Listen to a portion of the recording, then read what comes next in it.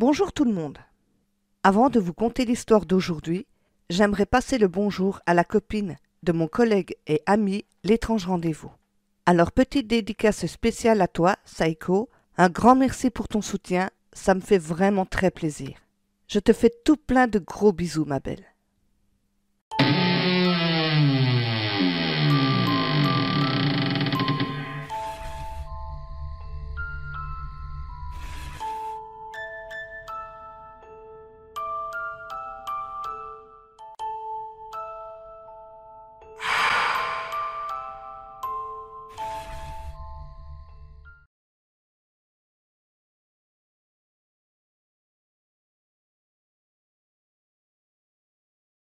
Dans la vie, les apparences peuvent être trompeuses. Entre ce que les gens laissent transparaître et le réel, il y a parfois un voile de secret, voire même des mensonges. Un couple mène une petite vie paisible. En effet, Alana et Nathan Rollins vivent en harmonie. Nathan, un riche et puissant homme d'affaires, travaille dans sa propre société qu'il a héritée de son père. C'est aussi un grand ami du maire, ainsi que pas mal de gens influents. Anna, quant à elle, travaille dans une banque. Le couple parfait aux yeux de tous. Mais les failles de celui-ci sont basées sur les mensonges, la rancœur, et dans lequel la violence est bien présente au sein du couple, cachée du regard de tous. Une fois de plus, une énième dispute éclate. Il bat de nouveau sa femme, en s'arrangeant pour ne laisser aucune trace. Et même si Alana porte les traces de coups, son mari la force à dire que ce ne sont qu'accidents, qu'elle est maladroite. Mais, après cette forte dispute, Nathan prend un virage à 180 degrés dans sa vie. Il décide d'engager un tueur à gages pour éliminer sa femme, qu'il déteste au plus haut point. Et pour ce travail, il prend contact avec Jeffrey Reese, le meilleur dans son domaine. Jeffrey dit alors à Nathan que cela ne va pas se faire du jour au lendemain. En effet, pour un travail propre, il doit en apprendre plus sur sa victime, ses déplacements, les heures, et enfin, prendre des informations importantes avant d'intervenir. Car Jeffrey préfère que ces meurtres passent pour des accidents ou des suicides. Faites comme bon vous semble. Tant que cette garce crève, moi ça me va comme ça. Très bien, monsieur. Ça sera fait. Les deux hommes se mettent d'accord pour le prix. Jeffrey reçoit la moitié immédiatement, et le reste une fois le contrat exécuté. Nathan lui donne également une photo récente de sa femme. Puis, c'est ainsi que reprit le cours de la vie pour tous. À un détail près. L'une de ces vies ne sera bientôt plus qu'un souvenir. Jeffrey commence son travail d'investigation dès le lendemain. Il suit Alana discrètement toute la journée, notant tous ses déplacements, les endroits où elle se rend, les heures. Toute information est prise. Il ne laisse rien au hasard. Jeffrey sait par exemple que tous les matins, Alana va boire un café dans un petit bar sympa. Même son mari ignorait cette information. Enfin, ce n'est pas étonnant, au vu de la nature de leur relation. Jeffrey sait qu'il tuera Alana à son domicile. C'est bien plus pratique ainsi. Il y a mille et une façons de mourir, et de maquiller cela en accident, ou encore en suicide. Un matin, Jeffrey est arrivé un peu avant Alana au bar. Celle-ci commande son café, comme à son habitude, à un détail près. Quand Alana voulut rejoindre sa table, elle a croisé une amie à elle, qui se trouvait debout juste à côté de Jeffrey. Les deux femmes ont entamé une petite discussion, puis sont reparties chacune de leur côté. Jeffrey, qui, lui, tenait sa tasse de café en main, ne regardait pas Alana, afin de ne pas se faire repérer. Mais, involontairement, elle l'a bousculé, lui renversant ainsi son café. « Oh monsieur, je suis vraiment désolée et terriblement gênée. » Ne vous en faites pas, madame. Ce n'est rien. C'est juste un café, vous savez. Non, non, je suis confuse vraiment. Laissez-moi vous payer un autre café, vu que j'ai renversé le vôtre. Encore toutes mes excuses. Jeffrey est mis mal à l'aise par la situation. Se faire offrir un café par sa future victime, cela n'est vraiment pas courant. Mais Alana insista tellement qu'il finit par accepter. Elle retourna commander 2 cafés, et elle en donna un à Jeffrey, lui demandant au passage si elle pouvait s'installer à table avec lui. Le malaise s'intensifia encore un peu plus, mais il dut mettre ses sentiments de côté et accepter. Tous les deux discutèrent tranquillement, quand soudain, Alana lui dit « Êtes-vous nouveau dans le quartier? Car je vous vois tous les matins ici. » Jeffrey, qui avait pourtant fait attention de ne pas se faire remarquer, eut soudain un sentiment de légère frayeur qui l'envahit. Oui, c'est ça. J'ai emménagé dans le coin il y a peu. Ah, très bien, alors soyez le bienvenu. Oh, j'ai renversé votre café et nous sommes là à discuter tranquillement. Mais je ne connais même pas votre nom. Moi, je suis Alana Rollins. Jeffrey hésita à donner son vrai nom, mais, étant donné la future mort très prochaine de sa victime, il pouvait bien lui révéler cette information. Ah, enchanté. Moi, je suis Jeffrey Reese. Enchanté, Jeffrey. Ils discutèrent un petit temps, mais au bout d'un moment, Alana lui dit qu'elle devait aller travailler. Cependant, vu qu'ils venaient tous les matins, ils se verraient le lendemain. Les journées se passèrent comme d'habitude. Alana et Jeffrey se retrouvaient au bar le matin pour discuter. C'était devenu une petite routine pour eux. Jeffrey était bien plus à l'aise avec la situation. Au fil de leur discussion, une nouvelle amitié naissante se faisait ressentir entre les deux. Mais Jeffrey savait bien rester calme et stoïque face à une telle situation. Il avait bien conscience, et n'avait pas oublié, que son travail était de la tuer. Il jouait son rôle à la perfection, même si malgré tout, il ressentait bien une petite attirance pour cette femme. Mais un soir, Alana était rentrée chez elle. Son mari, lui, n'était pas encore là. En attendant, elle décida de préparer le repas.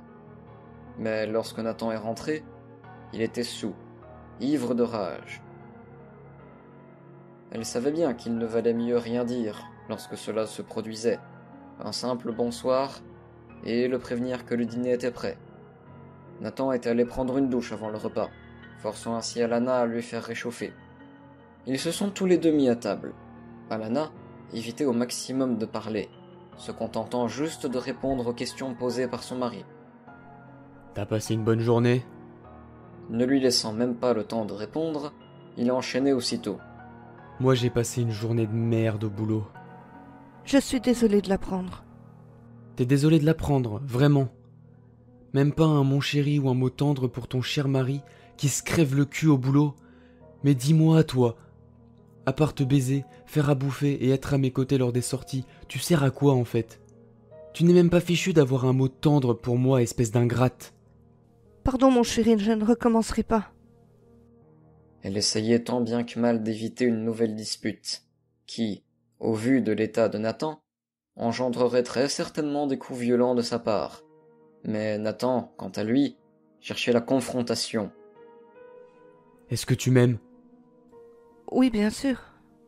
Nathan lui répondit alors en haussant le ton, en lui hurlant pratiquement dessus. « Alors pourquoi tu me le dis pas, espèce de conne? C'est si dur pour toi de me dire je t'aime ?» Non, je t'aime, Nathan. Mais il se moqua tout simplement d'elle, en répétant sa phrase d'une manière sarcastique. « Non, je t'aime, Nathan. C'est tout ce que tu es capable de dire. On en revient à ce que je disais tout à l'heure. Et les mots tendres, ça t'écorcherait la gueule de les dire? Mais merde, j'en ai vraiment marre de toi. Bordel, qu'est-ce que tu peux être conne? C'est pas possible. » Alana ne voulait pas rentrer dans son jeu. Alors elle s'est contentée de répondre aux attentes de son mari. Et même si cette situation la désolait, elle savait qu'elle devait se plier aux exigences de celui-ci pour éviter les coups, même s'il ne s'agissait de rien d'autre qu'une perte de temps. Je t'aime, mon amour. C'est alors qu'il s'est levé pour la gifler, en lui disant « Ouais, c'est ça, tu m'aimes. Mais il faut quand même que je te le dise, bordel. Pour les mots tendres, alors que ça devrait venir de toi. » Mais qu'est-ce que tu attends de moi exactement, hein? Je suis une épouse modèle. Je ne fais rien de mal. Mais tu as toujours quelque chose à me reprocher. Je ne sais plus quoi faire. Je suis ta femme, merde, à la fin. Je suis pas ta chienne. Si tu veux divorcer, alors fais-le. Mais arrête de me faire souffrir autant, juste par plaisir. Mais lorsque Nathan entend le mot divorcer, ça le met dans une rage folle. Et il lui a alors répondu d'un ton sarcastique et purement méchant. Attends, répète-moi ça. J'ai pas bien entendu là. Toi, tu me parles de divorce? Mais jamais je te donnerai ce plaisir, ma chérie. Car je t'aime et qu'en plus, sans moi, tu ne serais rien du tout. Juste une traînée parmi tant d'autres. Et entre nous, tu es ma femme. Et tu fais ce que je te dis. Et c'est tout. Et ne t'avise jamais de demander le divorce. Car ça n'arrivera pas. Je préfère encore que tu meurs plutôt que de divorcer. Après cela, il l'a battu pendant de longues minutes qui lui ont semblé interminables. Tu es un monstre ignoble et sans cœur, tu le sais ça? Préférer voir sa femme morte plutôt que divorcer, c'est monstrueux. Et je n'ai pas besoin de toi pour réussir ma vie. La preuve, avant de te rencontrer, j'avais déjà fait ma place. Et j'étais libre, mais depuis que je suis avec toi, je perds peu à peu cette liberté à laquelle j'ai droit. Mais arrête un peu de te plaindre. Tu ne fais pas le poids face à moi, ok? Et tu ne le feras jamais. Alors reste à ta place de bonne femme et ferme-la. Et tant que t'y es demain, t'as intérêt à dire que tu t'es pris une porte ou autre chose. Car avec ce que je t'ai mis, tu seras sûrement marqué. Mais bien sûr que tu vas dire ça, mon amour. Comme d'habitude, tu le fais si bien d'ailleurs. Oui, car t'es maladroite. Ah, au fait, demain je pars en déplacement à Vienne, pendant 15 jours. Alana a préféré se taire et décida d'aller se coucher. Le lendemain matin, elle constata effectivement qu'elle portait les traces de coups de la veille, qu'elle décida de camoufler comme elle le pouvait, avec du maquillage. Mais cela se voyait malgré tout. En arrivant au bar, Jeffrey a tout de suite remarqué que quelque chose n'allait pas. Bonjour Alana. Waouh, mon Dieu. Tout va bien? Mais que s'est-il passé? C'est ton mari qui t'a fait ça? Ah non, ne t'inquiète pas, c'est rien. Je me suis juste pris la porte car je suis un peu maladroite. Non, attends Alana. C'est des traces de coups, ça. Ne me dis pas le contraire, je le vois bien. Non, t'inquiète pas, tout va bien. Pourrais-tu aller commander les cafés, s'il te plaît? Oui, ne bouge pas, j'y vais tout de suite. Alana le remercia. Quand Jeffrey est arrivé avec les cafés, il a bien constaté qu'elle n'allait pas bien, et il décida de l'emmener à l'hôpital. En se présentant à l'accueil, il donna un faux nom. Il se présenta comme un simple ami d'Alana. Le médecin demanda à Jeffrey s'il pouvait rester pour la nuit avec elle, car elle refusait de rester en observation. De plus, son mari était absent. Jeffrey accepta, et ils rentrèrent donc directement chez Alana. Je suis désolée que le médecin t'ait demandé de passer la nuit ici à me surveiller. Mais si tu veux rentrer chez toi, tu peux. Ça va aller. Oh que non, je reste avec toi. Ordre du médecin. Désolé, mais tu n'as pas le choix. Alana donna des draps et couvertures pour Jeffrey, qui dormit sur le canapé. Tous les deux se mirent au lit, chacun de leur côté. Jeffrey se mit alors à penser à Alana en se disant « Être dans la maison d'une si jolie femme et ne rien pouvoir faire avec, c'est triste. Mais bon, c'est peut-être mieux comme ça. » Mais Alana se leva pour prendre un verre d'eau dans la cuisine. Jeffrey, ayant entendu du bruit, se leva à son tour et se dirigea vers la cuisine. Il s'approcha alors d'elle en lui disant « Tout va bien, Alana ?» Elle répondit par l'affirmative. Jeffrey prit un verre d'eau à son tour. Puis, leurs regards se croisèrent. Jeffrey s'approchait alors doucement d'Alana et lui caressa le visage. « Mais comment un homme peut frapper une si jolie femme que toi et abîmer ainsi ce si beau visage ?» Il l'embrassa tendrement. Elle ne le repoussait même pas. Après tout, un peu de tendresse dans sa vie ne pouvait pas faire de mal. Ils discutèrent un peu, puis retournèrent au lit. Mais cette fois-ci, ensemble, dans la chambre d'Alana. Ils firent l'amour passionnément. Puis ils décidèrent de dormir un peu. Mais Jeffrey se souvenait qu'il venait de coucher avec sa future victime. Bon, le plaisir avant le meurtre n'est pas incompatible après tout. Le lendemain, ils échangèrent leurs numéros de téléphone. Puis Jeffrey quitta sans se faire remarquer le domicile d'Alana, en lui disant On se retrouve au bar tout à l'heure, comme d'habitude. Oui, bien sûr. Oh, Jeffrey, merci d'avoir passé la nuit à mes côtés. Et merci de m'avoir redonné espoir. Sur l'instant, Jeffrey se fit la réflexion qu'elle n'était pas du tout le monstre que son mari lui a décrit. Mais son travail était de l'assassiner. C'était un contrat qu'il devait honorer. Ils se retrouvèrent au bar comme prévu.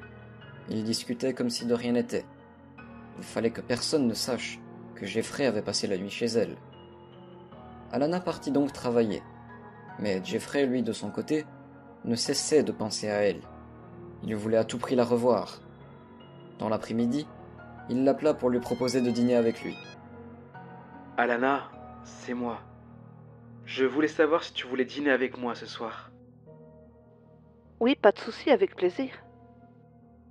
Ok, je passe te prendre à ton travail à 18h30. Ça nous permettra de se balader un peu avant le dîner. Oh, désolé, je dois te laisser. À tout à l'heure. Puis il raccrocha. Mais soudainement, Alana réalisa qu'elle ne lui avait pas dit où elle travaillait. Elle voulut le rappeler, mais un collègue vint la chercher pour une réunion en urgence. Il était alors 18h30 quand elle quitta son travail. Elle décida alors d'appeler Jeffrey, pour lui dire où se trouvait son lieu de travail. Mais il la surprit en arrivant par derrière. Oh mon Dieu, tu m'as fait peur. Je suis désolé, ce n'était pas mon intention. On y va ? Dis-moi, comment tu savais où je travaillais et à quelle heure je finissais ? Bah, tu me l'as sûrement dit et tu ne t'en souviens plus. Allez, viens vite, on va se balader. Alana fut surprise sur l'instant, mais elle n'y prêta pas plus attention que ça. Ils firent donc cette petite balade, tout en discutant. Ensuite, ils allèrent manger dans un restaurant chic, dans lequel personne ne connaissait Alana. C'était plus prudent. À la fin du repas, Jeffrey raccompagna Alana chez elle, quand il lui dit « Tu veux entrer prendre un dernier verre ? » Il accepta. En fait, il espérait tant qu'elle lui propose ce dernier verre. Puis tout à coup, Jeffrey prit Alana dans ses bras et l'embrassa tendrement. La passion qui les animait les conduisait directement dans la chambre d'Alana, où ils firent de nouveau l'amour. Ils passèrent la nuit ensemble, et Jeffrey repartit discrètement le lendemain matin, recommençant ainsi le petit rituel de la veille, le rendez-vous au café, comme si de rien n'était. Le courant passait plutôt bien entre eux, sans compter qu'il la rendait heureuse. Ils se voyaient à présent tous les jours. Jeffrey passait ses nuits à ses côtés. Mais Nathan, le mari d'Alana, devait revenir de Vienne dans une semaine. Pendant la journée, Jeffrey se rendit compte qu'il ne pouvait plus se mentir à lui-même. Il était tombé amoureux d'Alana. Ce n'était pas prévu au programme. Mais l'amour ne se commente pas. Jeffrey l'invita donc de nouveau au restaurant. Ils discutèrent, échangeant au passage quelques câlins, puis ils décidèrent de rentrer chez Alana. Comme d'habitude, ils firent l'amour passionnément, échangeant des petits « je t'aime » comme le font tous les couples. Mais tout à coup, Jeffrey eut comme un blocage. Il se sentait mal à l'aise.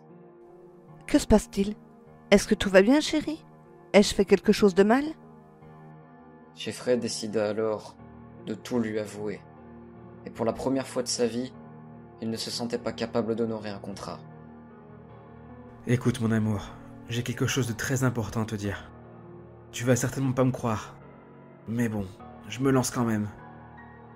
J'ai été engagé par ton mari pour te tuer. Alana, sur le coup, ne prit pas au sérieux cette révélation. Elle laissa échapper un sourire, persuadée que c'était un jeu. Je te jure, Alana, c'est la vérité. Je ne te mentirai jamais, et tu le sais. Alors, je t'en prie, crois-moi. Arrête de rigoler là-dessus, chérie, ou tu vas tout gâcher. J'ai envie que ce moment ne s'arrête jamais. Ok, très bien, tu ne me crois pas. Alors écoute. Tu te rappelles l'autre jour, nous sommes allés nous promener avant d'aller dîner. C'est la fois où je t'ai attendu à ton boulot.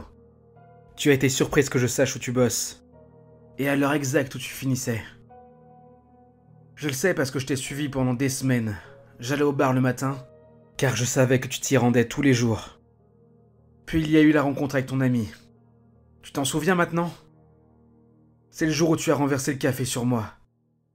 Merde, Alana, crois-moi, je te dis la vérité. Ton putain de mari m'a engagé pour te tuer. Si c'est une blague, elle est pas drôle, d'accord? Tu ne sais pas comment est Nathan. C'est un monstre. Je t'en supplie, ma chérie, crois-moi. Je te dis la vérité, il faut que tu me crois maintenant. Alana s'est énervée. Elle qui voyait en Jeffrey l'homme qu'elle avait toujours rêvé d'avoir. Oh bon sang, comment j'ai pu te faire confiance? En fait, tu es aussi pourri que mon taré de mari. Et au fait, ça t'arrive souvent de baiser avec les femmes que tu vas tuer ensuite? Sors d'ici tout de suite. Non, attends ma chérie, je vais tout expliquer. Mais Alana, très en colère, lui coupa la parole. Ne m'appelle plus jamais ma chérie, est-ce que c'est clair? Alana voulait que Jeffrey parte de son domicile, mais ce dernier voulait tout lui expliquer en détail, et notamment les sentiments qu'il éprouvait pour elle. Jeffrey haussa le ton, car il ne voulait pas perdre Alana. Tu veux bien te taire et m'écouter, s'il te plaît? C'est vrai qu'à la base, je devais te tuer. Mais, entre-temps, je suis tombé amoureux de toi. Je sais que ce n'était pas au programme, mais... c'est comme ça, je n'y peux rien. Je t'aime et je veux pas te perdre. Merde, Alana. Je t'aime comme un dingue. Tu ne le vois donc pas? Et pour répondre à ta question... non, je ne baisse pas mes victimes avant de les buter. Mais... je n'étais pas amoureux d'elle. Tandis que toi, si... Alana fut tellement surprise qu'elle ne savait plus trop quoi penser, ni répondre. Alors que vas-tu faire de moi maintenant? Je veux que tu me répondes franchement. Tu vas me tuer? C'est ça? Je ne vais pas te tuer. Pour moi, tu es la femme de ma vie. Mais il faut trouver un plan. Car ton connard de mari, quand il verra que le boulot n'est pas fait, il engagera quelqu'un d'autre à ma place. Et lui, il n'hésitera pas une seconde à te tuer. J'ai un plan. Je lui dis que je t'ai tué. Je lui montrerai une photo de ton faux cadavre. Et ensuite, on part ensemble. Et le tour est joué. Mais Alana, folle de rage d'apprendre tout cela, eut une autre idée en tête. Non, j'ai une bien meilleure idée. Avec la tienne, je devrais me cacher pour le reste de ma vie. Et il en est hors de question. Si j'ai bien compris, tu es un tueur à gages, n'est-ce pas? Oui, mais laisse-moi t'expliquer. Mais elle lui coupa la parole en disant « Pas besoin d'explication. Combien t'as payé mon ordure de mari pour m'assassiner, hein? Je t'en donne le double, mais je veux participer moi aussi. Après tout, il m'a tellement fait souffrir que j'ai bien mérité ma vengeance. » Je ne veux pas de ton argent, mon amour. Tout ce que je veux, c'est ton bonheur. Et partager le reste de ma vie avec toi. Tuer quelqu'un, c'est pas si facile que ça, tu sais. Alors, tu as meilleur temps de demander le divorce. Je ne peux pas, il me tuerait. Arrête, ma chérie. Tu te fais des films, là, mon amour. » Alana sortit l'enregistrement qu'elle avait pensé à faire depuis quelque temps. Ah ouais? Tu es vraiment sûr de toi? Alors écoute ça, et tu verras. Je l'ai enregistré la veille avant qu'il parte à Vienne. Le lendemain est le jour où tu m'as emmené à l'hôpital. Alana lui passa l'enregistrement complet. Et ne t'avise jamais de demander le divorce, car ça n'arrivera pas. Je préfère encore que tu meurs plutôt que de divorcer. Jeffrey était sous le choc. Oh merde, je suis désolé. T'as vraiment vécu un vrai calvaire avec cet enfoiré. Ok, je suis d'accord. Mais on fait passer ça pour un accident ou un suicide. Mais, avant d'envisager le meurtre, Jeffrey proposa à Alana d'aller voir la police. Et elle lui expliqua que son mari contrôlait pratiquement toute la ville, que cela donc serait peine perdue. Non, un suicide, ça ne marchera pas. On prend l'option accident. C'est le mieux qu'on a à faire. Les voilà tous les deux à planifier le meurtre parfait pour se débarrasser une bonne fois pour toutes de l'ignoble monstre qu'est Nathan Rollins. Tout était fin prêt pour le retour du mari d'Alana, qui était prévu pour le soir. Jeffrey dit à Alana « Tu es prête, mon amour? Tu te souviens bien de ce que tu as à faire? Oui, mon chéri, je le suis. J'ai un peu peur, je te l'avoue. Ne t'inquiète pas, ma puce. Je serai caché pas loin de toi.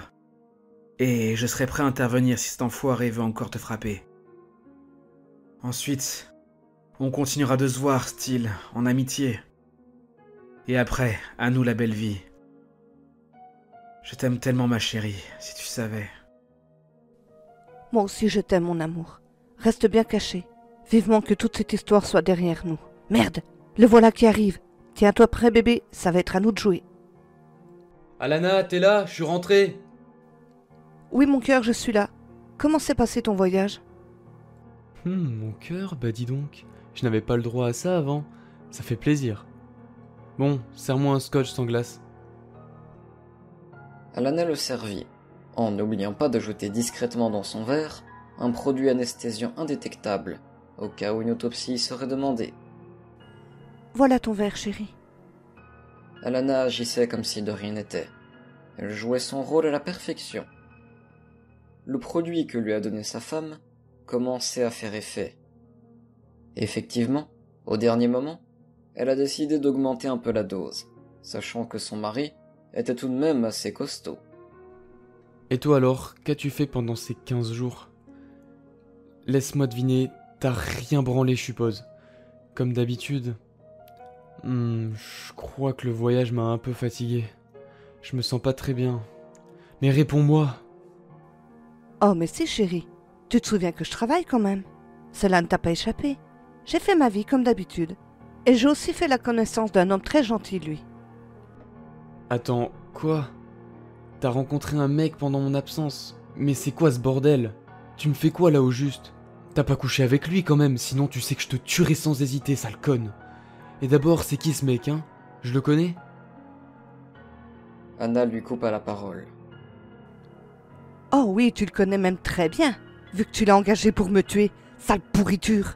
Jeffrey Reese, ça y est, la mémoire te revient maintenant, espèce de connard. J'en reviens pas que tu aies voulu me faire tuer. Oh déjà, tu me parles pas comme ça, ok? À moins que tu aies de nouveau envie de t'en prendre plein la gueule. De deux, comment t'es au courant pour Jeffrey Reese? Réponds, magne-toi vite, avant que je m'énerve. Oh mais... Je suis fatigué.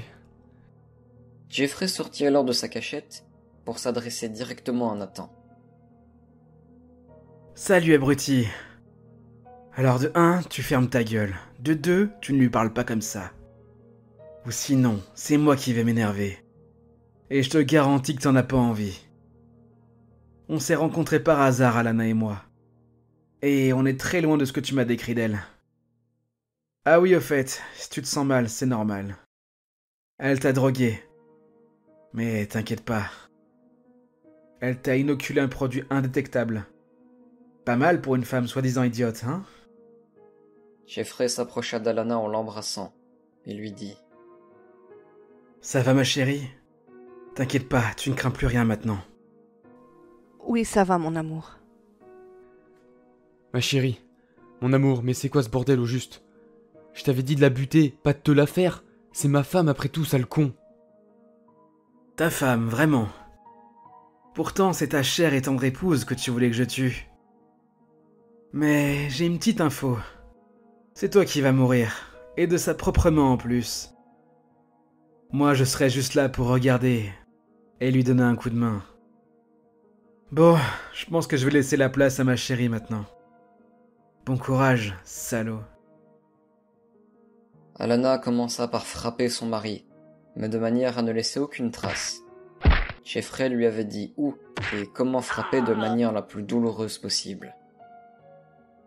Nathan tentait de calmer sa femme, qui était alors folle de rage, qui ne l'écoutait même pas, et il se contenta de lui dire « Tu m'as fait souffrir pendant toutes ces années, où tu me battais, tu m'humiliais, et ça, sans relâche. Maintenant, c'est à moi de me venger, c'est à moi de m'amuser. C'est bizarre quand même la vie, tu ne trouves pas? Quelle ironie du sort. Tu voulais me faire tuer, alors qu'en fait, c'est moi qui vais t'ôter la vie. Et le pire, c'est que ça passera pour un accident. Pas mal pour soi-disant une femme vraiment conne. Eh oui, karma de merde. Maintenant, crève, ordure !» Jeffrey et Alana portèrent le corps de Nathan en haut de l'escalier.